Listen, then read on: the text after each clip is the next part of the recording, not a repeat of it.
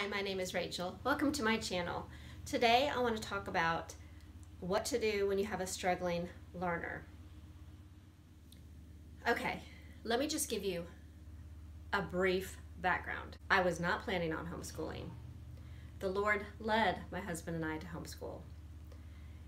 I'm not going to go into all detail, but we did put our oldest in a Christian school. We pulled him out after kindergarten. We homeschooled him in first, and then I had my struggling one would have been in K4. I did order the Abeka curriculum because that's all I knew. I knew nothing about homeschool, and I really feel like I can say that, except for Abeka. Like, I was familiar with the curriculum because I went to a Christian school, but I was familiar with it, that's all. So, no stress that year. He was just in K4. My oldest does fine. He goes into second grade. He does great. But now I have my kindergartner, and pressure's on. I have some other friends that are homeschoolers, and their kids are doing great. Mine is just nothing's clicking. No sounds, no numbers, nothing with remembering anything. So I really prayed about it. And I guess because I didn't know anything, I really didn't know where to start or go. I didn't. But I feel like the Lord, you pray about things and He'll show you. He'll bring things into your life. Well, there's a lady at our church, and she teaches what I took a class on, and that is spell to write and read. Now, for a lot of people, they would say, oh, that one.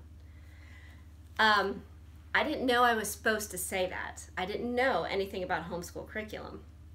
I didn't know anything about this. But I knew that she was familiar with homeschooling.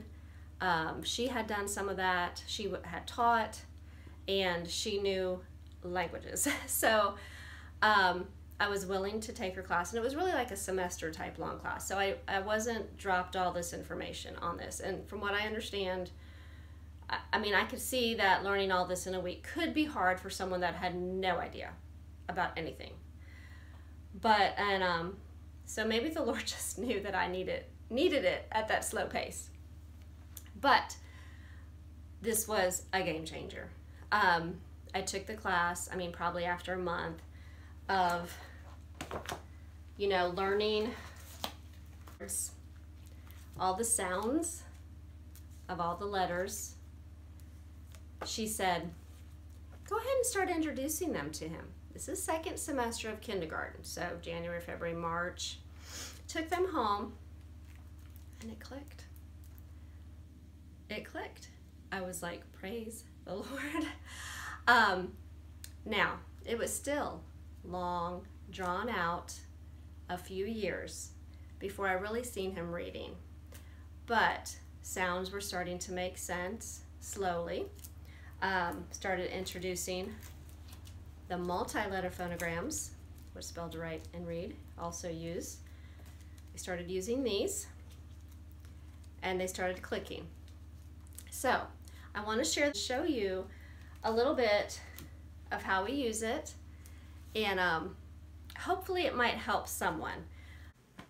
Okay, this is what I started out with. So I do want to mention that I'm going to talk about this a little bit, but I don't think I'm going to overly show you how I use it. I may do that in another video if you would like, or I may do it, I'm not sure yet.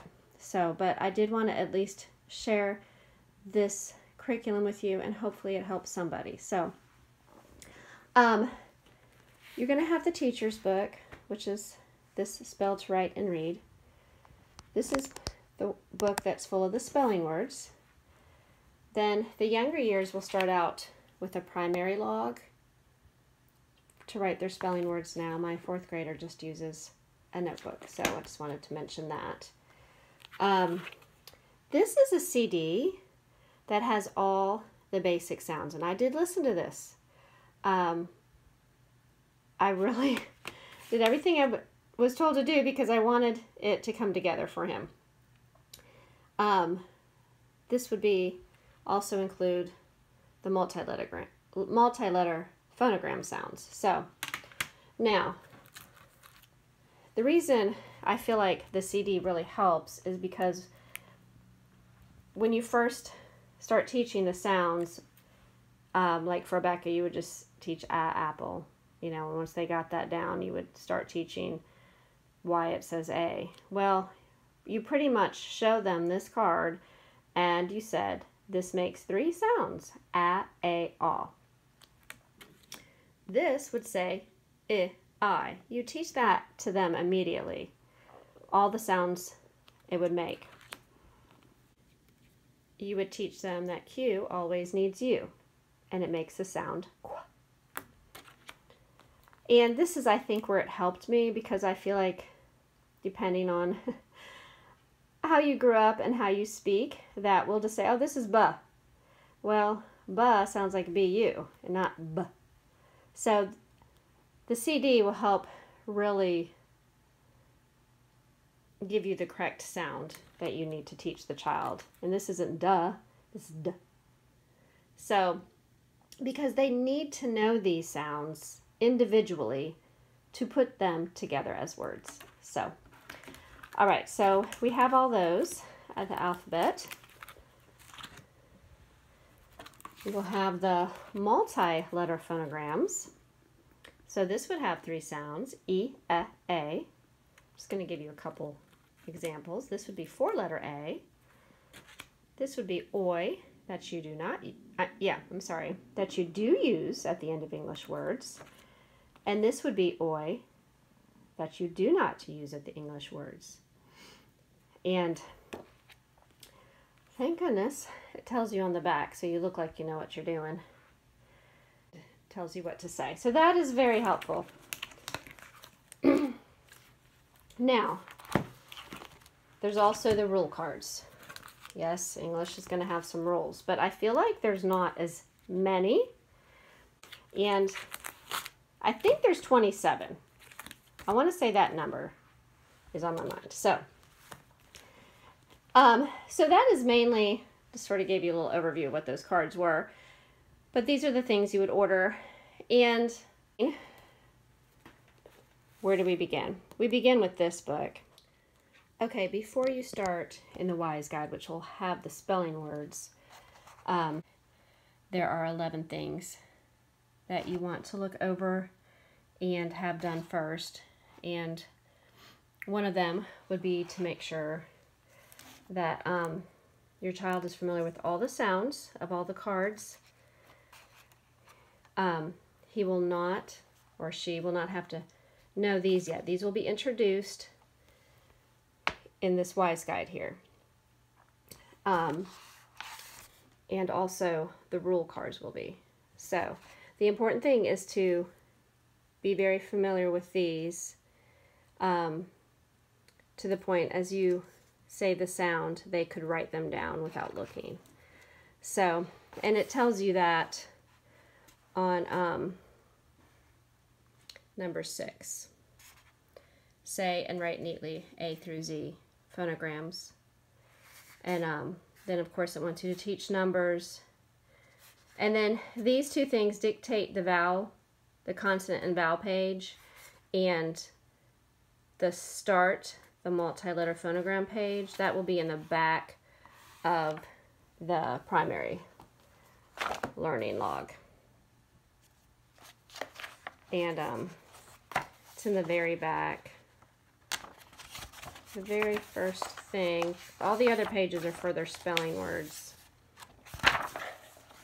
But in the there's a section back there for extras that the Wise Guide will let you know where you need to write. And there's the consonants. And then you'll introduce the vowels. And when you do introduce the vowels, it'll be a, all. Like you will introduce all sounds that they make. So,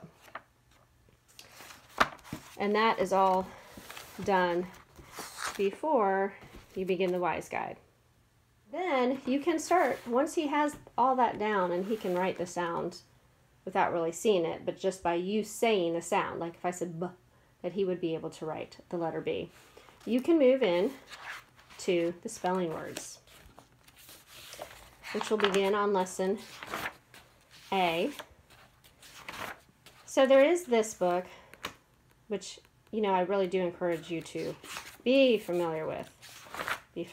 So, and there's so many videos. There's a website of this that's full of videos. There's actually a DVD, and I was looking for it, and I cannot find it. I will try to either share a picture of it on here or link it below. But that does a great job in showing the steps of this. But, so then when you open this, the top part is for you, the preliminaries. Before teaching these words, make sure you cover the steps 1 through 11, which I just showed you in what I call the teacher's guide. And at the same time, you're also, that day, you're going to introduce them to some new sounds. And that is when you start introducing the multi-letter phonograms. And it tells you which ones to introduce each day. Now, you may have a child that flies through this, and you can do 10 words a day. And you would just teach them. We're going to write what I say. T, a, p. And then you would give them a second, and you'd say top. And you want to hear them sound it out as they write it. So they should be sounding out t, a, p, as they're writing T-O-P. But at the kindergarten age, I would start out slowly, but keep reviewing. The next day, just keep adding. Maybe add 1 a day, like do 2, and then the next day do 3, and the next day do 4 or 5. So, or you can do, you know, if they're ready, some kids are going to be ready. This was for my struggling learners, so we took it little by little. And then the next week, you'll introduce, it'll give you preliminaries, review the phonograms, practice seeing, saying, hearing, and writing them. So you could give them like a little quiz. Let's write like 10 of them. And then you'll introduce more of the multi-letter phonograms. I did want to show you this book, and this was a huge thing that we used a lot. It's a primer. And we would just start out reading a page like this. And you have to remember, these are all words that he's already learned to spell, to write, to read. And if we read some other books, I would always be underlining the multi-letter phonograms. Like I would read the first paragraph, and I'd go through a book, underline multi-letter phonograms, so he would recognize the sounds. He would see them. Or even like today's 2 syllables, I would draw a line through it to help him focus on this part first and then this part. So, I wanted to share that with you. I don't know if that helped you or not. I just wanted to give you an overview of what the curriculum is and how it will lead you into teaching them sounds and how to put the sounds together and make words. But he struggled with, I mean, it just took longer for every little thing. I want to say he was at the end of his 3rd grade, almost 4th grade year when I seen him reading a decent, you know, well, a young chapter book by himself. But I may do a whole nother video on that, on a struggling learner.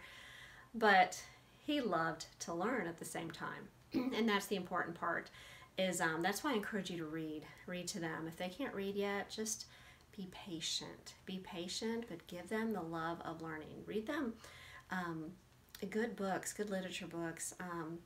We liked stuff like, we even read The Pilgrim's Progress, the children's one. He loved that book. What else did we read? Like Sign of the Beaver. We read Farmer's Boy, those kind of books. I will tell you, he's 17 years old today, and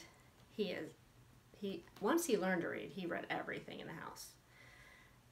Twice, probably. And then he really liked researching. He got into photography and researching that out, and always, he's very informative. Like, he keeps up with the news and reads stuff about that. But I don't even know if I should say this, because I don't want it to discourage anybody from using this curriculum, because I feel like reading is the most important. Because if you can read, then you're just open to all knowledge. So But he is still not the best speller. He's still working on it. Once he started typing and even corresponding, like he took a couple co-op classes, like in 10th grade, he took a couple, he had to correspond back and forth. He was always wanting to make sure he spelled right. He would check with me or the computer or whatever. He knew he wanted it to look perfect. So he is a little bit of a perfectionist on that way, but on the other hand, he's not a good speller. So put that together. But so if you have any questions about this curriculum or anything else I can help you with, just with a struggling learner, reader, like I said, once he learned to read, he really took off. Now he's struggling in math too, but that is like a whole nother story. So, but I am so thankful that God put this curriculum in our paths, and he took off with reading. It may have been late, but praise the Lord. So if you like this video, please give it a thumbs up and subscribe. And if you know someone else that it might help, share it with them. I appreciate you all watching, and you have a great week. Thank you.